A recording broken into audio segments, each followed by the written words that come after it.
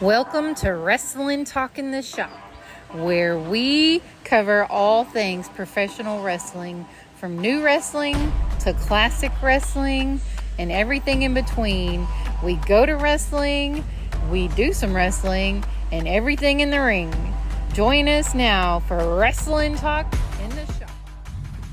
Hey guys, this is John with Wrestling Talk in the Shop. Welcome back into the channel. And today we're going to go over the current version of the WWE Intercontinental Champion.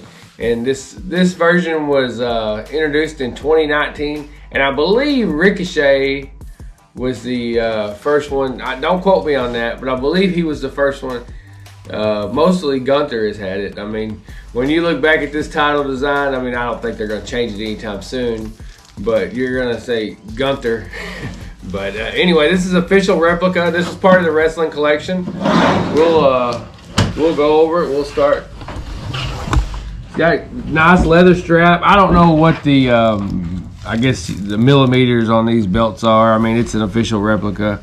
I mean, it's, You can look, they're thick.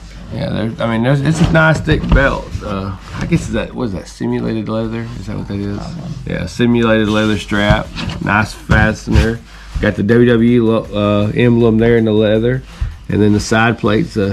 Definitely, you know, it's a lot better. I like this.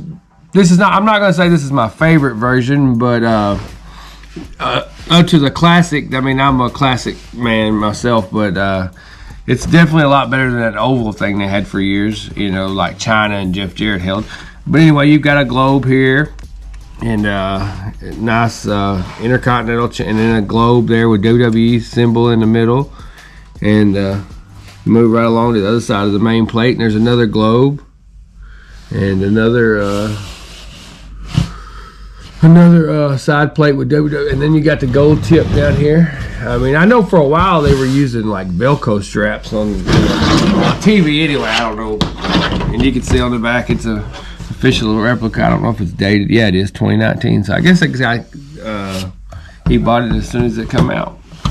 But the Honky Tonk Man is crying now. You know, he lived by that moniker for the longest reigning Intercontinental Champion for years.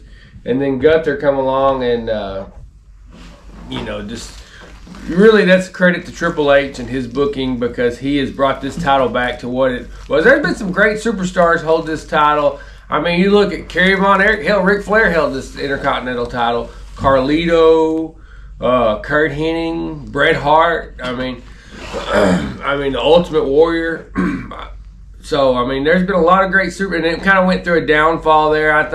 I know at one point in time they combined it. Triple H combined it with the World Heavyweight title, you know. So but today, I mean, I have no complaints with the Intercontinental Champion. I mean, Gunther has done. I mean, Gunther and Triple H. I mean, they've brought it back to probably more prestigious than it was back then. I mean, it's definitely you know, it's got its name, you know, the workhorse champion. I mean, you know, that's what it's been known for over the years. But the man with the most reigns is Chris Jericho. And I didn't even realize that he had held it that many times. I mean, I guess, you know, back in those days they were changing titles every week, and, you know, they would flip-flop them sometimes twice in a week, you know. It wasn't just WCW, it was WWE too. A lot of people just... I know like that last year the world title in WCW had like 22 different reigns, but they did it a lot back in the Attitude Era too as well in WWE. You know, every week you would have a new world champion, a new Intercontinental champion.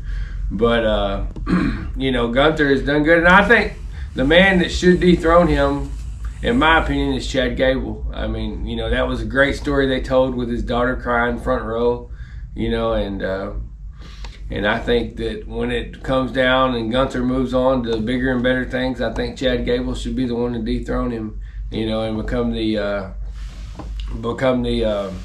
new Intercontinental Champion. I mean, that'd just be a great story. They could put his daughter back front row, and they could hold the title. Hey, Daddy did it, you know. But that would be a great story, and so I mean, because he's eventually, I mean, within a year he'll be world champion. I mean, he's but anyway, let's hope that when Gunther moves on from the Intercontinental title, that it stays with that prestige, you know. because you can never tell, you know, which. And I have faith in Triple H that his booking will keep the Intercontinental title. You know, there needs to be a good, you know, world champion and secondary champion. I mean, you know, I don't know about two world champions and 2 secondary champions, and hell, AEW has their problems too. I mean, but Christian has brought that TNT title up. You know, he's definitely raised that up. I mean, and whether you like him or love him, I mean, Orange Cassidy had a hell of a reign as the international champion or whatever they call that thing. But anyway, I'm proud to own this title belt, and I'll put it right in my collection with the other ones. We'll show them the other ones. I've pretty much reviewed most of them. We've got a few more to review. But anyway, replica belts. I mean, I love owning them, but you know, it's an addiction once you. I had a few, and then I bought that guy's collection, and now I have a few. About I don't know. Well, how many do you think I got? 20 now. I mean, you know. And I've got my eye on some more. I definitely want to. I seen where the AEW tag belt was on their website. Now I just got to come up with the $600 to get it. You know, but anyway, I'm proud to own this title belt, and I don't normally carry them to the shows.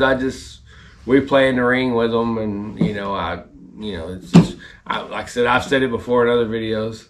Could you imagine having something like this when you were growing up? I mean, I would have loved to have this title belt or a title belt to this quality. You know, it was just like the mecca. I was watching that Vladimir documentary on the WWE Superfan that was come out on Peacock, and it showed him like in the crowd in like the 80s, and some lady had a hell of a replica belt back then. I thought, man, you know, she must have been a really wealthy person. You know, of course they were front row Madison Square Garden, so I'm sure even in the 80s that was a pretty high dollar, you know, seat.